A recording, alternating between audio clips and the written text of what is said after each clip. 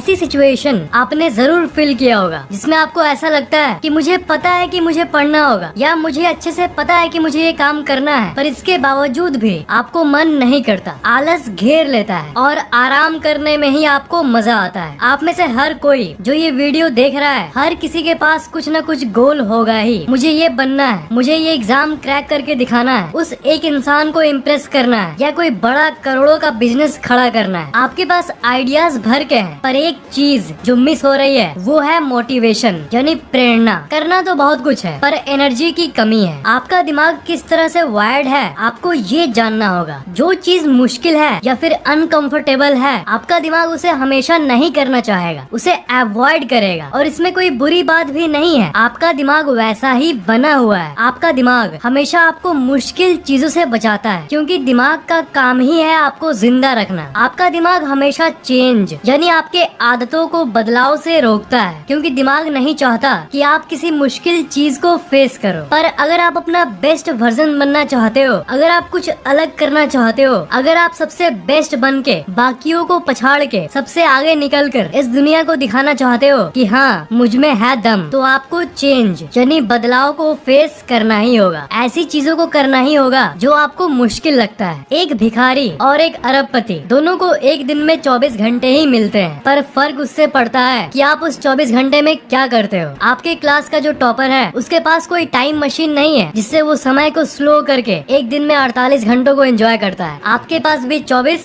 उसके पास भी 24। आप चाहे सांवले हो, चाहे गोरे हो, लंबे हो या नाटे हो, मोटे हो या पतले हो, या किसी भी कास्ट के हो, किसी भी देश के हो, ये मैटर नहीं करता। सबको ये ब्रह्मांड एक दिन में 24 घंटे ही देता है। मुकेश अंबानी जी लेजी नहीं थे, वो अपने काम को पूरे लगन के साथ करते थे और आलस को कहते थे कि तू भाड़ में जा। इसलिए उन्होंने उसी 24 घंटे का इस तरह इस्तेमाल किया कि आज वो हर सेकंड 57,000 रुपए कमाते हैं। जी हाँ, मैं कोई मंथली सैलरी की बात नहीं कर रहा हूँ। हर एक सांस के साथ, हर एक सेकंड वो 57,000 रुपए कमाते हैं। और दूसरी तरफ एक बेबस, लाचार, बेरोजगार इंसान एक दिन में इतने पैसे भी नहीं जुटा पाता कि वो कम से कम अपना पेट भर पाए। आजकल की दुनिया फेसबुक, इंस्टाग्राम की दुनिया है, जहाँ लोग लगे पड़े हैं अपने आप को शो ऑफ करने में। कड़वा सच जान लो भाई, ये जितने लोग सोशल मीडिया में अपने आप को शो करते हैं ना, और इंस्टाग्राम में 200 दांत दिखाकर अपना फोटो खींचते हैं ना, आपको असल में नहीं पता कि उस फोटो के पीछे है क्या। असल में सब अंदर से दुखी हैं, बस दुनिया को दिखाना चाहते हैं कि मैं कितना खुश हूँ। जो सच में खुश होता है, हैप्पी होता है, उसको दूसरों को दिखाने की जरूरत पड़ती ही नहीं। सोशल मीडिया में अपनी टाइम वेस्ट करने के बदले, घंटों मोबाइल में माइंडलेस ब्राउजिंग करने के बदले ऐसा कुछ काम करो ना जो काम का हो। सोशल मीडिया में अपनी फोटो अपलोड करके जबरदस्ती फेक इमेज बनाने के बदले अपने असल जिंदगी में कुछ बन के दिखाओ, ताकि आपको प्रूव न करना पड़े कि आप कितने खुश हो। कुछ बड़ा करने के बाद लोग खुद आपको देखकर कहेंगे कि ये बंदा कितना सेटिस्फाइड है यार। लोग आपको एक प्रेरणा, एक इंस्पिरेशन की तरह लेंगे। अंबानी जी अगर मेहनत के बदले आराम कर रहे होते, तब क्या वो बन पाते जो वो आज है?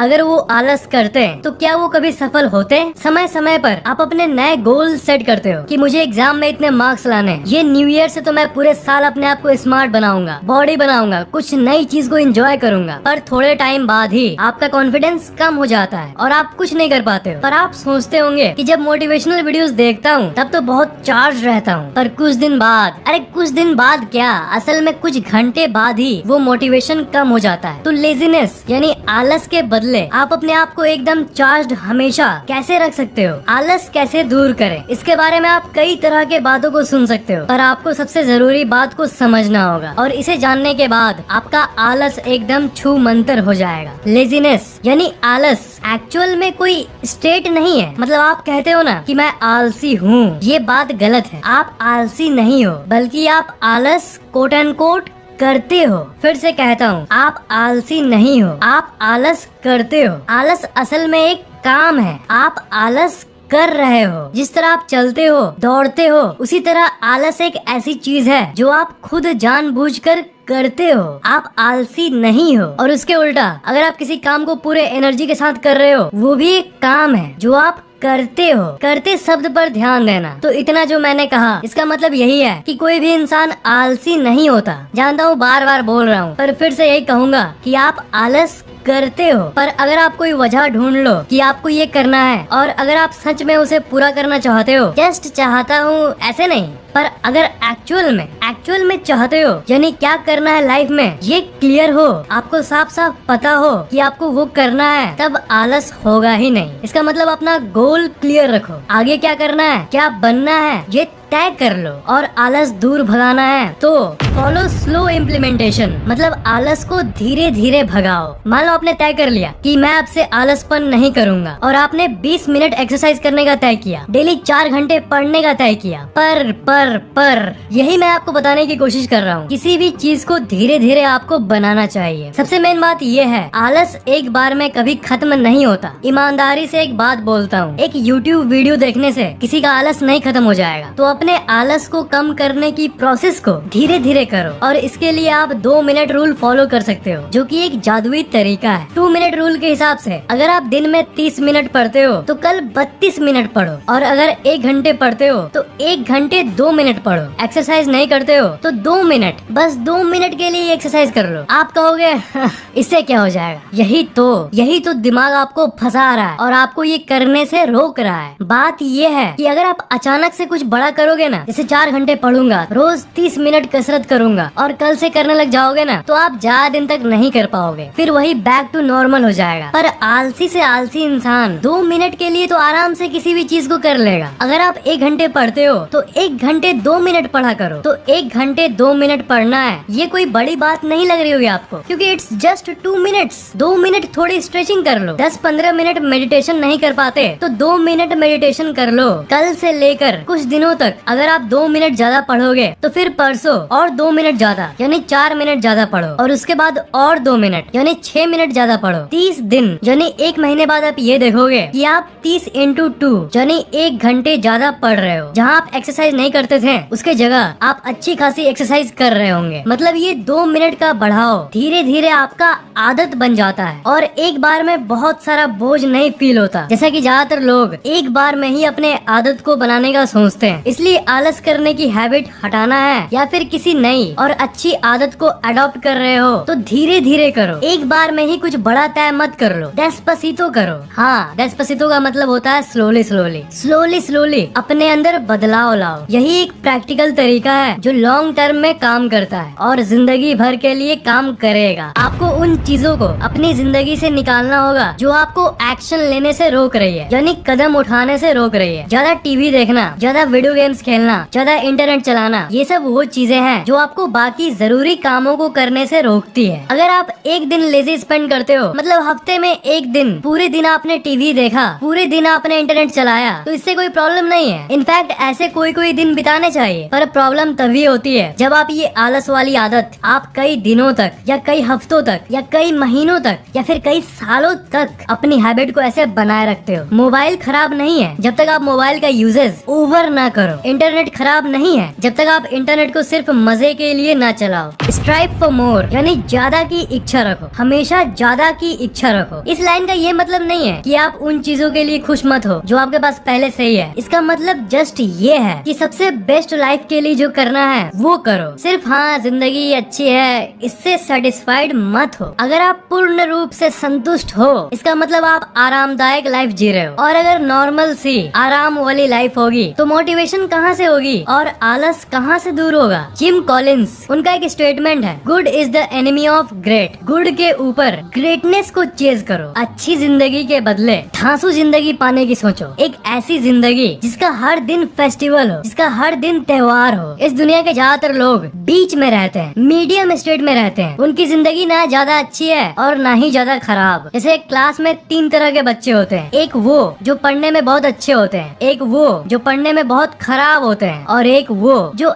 एवरेज होते हैं, ना ज्यादा अच्छे और ना ही ज्यादा खराब। अगर मैं आपसे पूछूं कि उनमें से सबसे अनलकी, सबसे बदकिस्मत कौन सा ग्रुप है, तो आप कहोगे वो ग्रुप जो पढ़ने में खराब है। पर एक्चुअल में सबसे अनलकी बीच वाले हैं, क्योंकि जो टॉप करते हैं उन्हें तो अच्छे कॉलेज में एडमिशन मिल जाएगा, और जो बहुत खराब है क्योंकि वो बहुत खराब है इसलिए वो जिंदगी में कुछ अलग करने की कोशिश करेंगे, कोई बिजनेस या फिर कुछ और। लेकिन जो बीच वाले हैं ज्यादा चांस यही है कि वो लोग सामान्य जॉब करते रह जाएंगे। इसलिए इसलिए स्केल में अपने आप को उधर रखो, नहीं तो इधर रखो, बीच में मत रखो, नहीं तो फिर नथिंग बन के रह जाओगे। Think about the beauty of your goal, मतलब अपने सफलता की कल्पना करो, विजुअलाइज करो। मैंने आपको ये कहा था कि आप क्या करना चाहते हो जिंदगी में, ये आपको किसी को बताना नहीं चाहिए, पर अपने दिमाग में तो उसके बारे में सोच सकते हो। किसी को बताओ मत, पर अपने अंदर सोचते रहो। इसलिए ये सोचो कि अगर आप आलस नहीं करोगे और उसके चलते जो आपकी आगे की जिंदगी बनेगी वो कितनी कमाल की होगी, कितना ग्रैंड होगा। अपनी पूरी फैमिली में आपका नाम होगा, स्कूल या कॉलेज में आपके चर्चे होंगे। कुछ बन के दिखाओ, उसके बाद जो आप चाहते हो वो आपके पीछे पीछे दौड़ी चली आएगी। पर ये सब पाने के लिए आपको एक चीज त्यागना होगा, और वो है हमारा प्यारा आलस।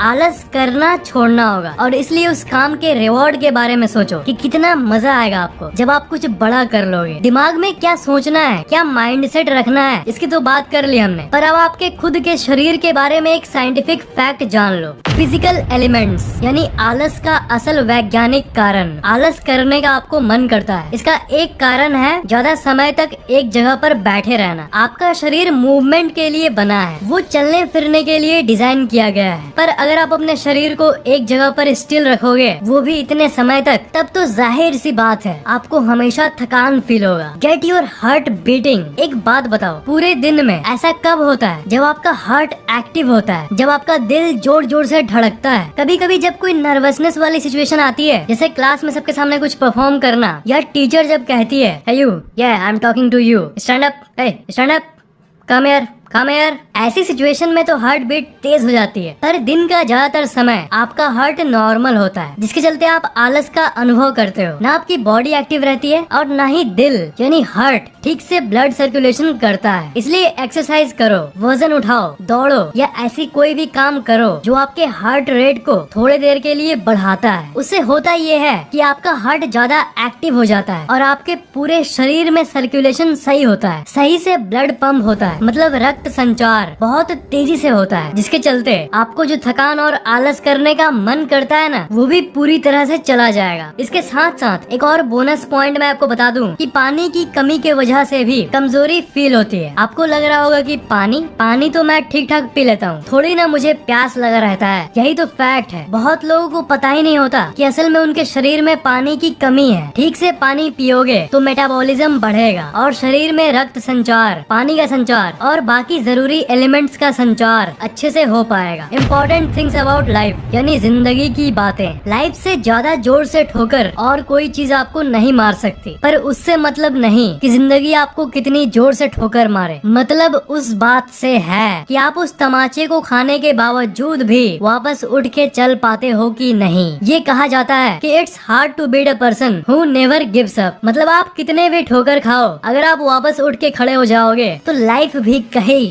क्या बंदा है यार। नेवर गिव अप वाली एटीट्यूड और सोच के चलते भी आलस दूर होता है, और ये एक फैक्ट है। जो नेवर गिव अप वाला एटीट्यूड रखता है ना, वो हार के भी जीत जाता है। इसलिए कीप स्माइलिंग। वो कहा जाता है ना कि हारने वाला हारने के बाद भी अगर स्माइल करे तो जीतने वाली की खुशी चल जाती है। तो जिंदगी को भी आपको ऐसे ही रिप्लाई करना है। जिंदगी में आपको और भी बहुत मौके मिल जाएंगे, पर मान लो इस बार आप हार गए या फेल हो गए, पर हारने के बाद भी आप नेवर गिव अप वाली एटीट्यूड रखोगे ना, तब क्योंकि आपका ऐसा धांसू माइंडसेट है, इसलिए आप आखिरकार जो चाहते हो वो पा ही लोगे, वो आपको मिल ही जाएगा। हर दिन आप ये कह के उठो कि ये आपका दिन है, आप ही वो वजह हो जिसके चलते आपके एंसेस्टर्स यानी पूर्वज जिए हैं। आपके सारे पूर्वज की मेहनत और आपके पिताजी का रिजल्ट आप हो। इसलिए आपको कुछ अलग, कुछ बड़ा करने की जरूरत है। ऐसी माइंडसेट रखोगे ना तो आलस क्या, आलस का दादा भी आपके पास नहीं आ पाएगा। तो दोस्त, अगर आपको ये वीडियो थोड़ा सा भी अच्छा लगा तो नीचे कमेंट में जरूर लिखना। इस वीडियो को लाइक करना बिल्कुल भी मत भूलना और शेयर जरूर कर देना। और अभी तक सब्सक्राइब नहीं किए हो तो सब्सक्राइब जरूर कर लेना, और बेल आइकन को तो भूलना ही मत, उसे जरूर दबा देना ऐसे करके।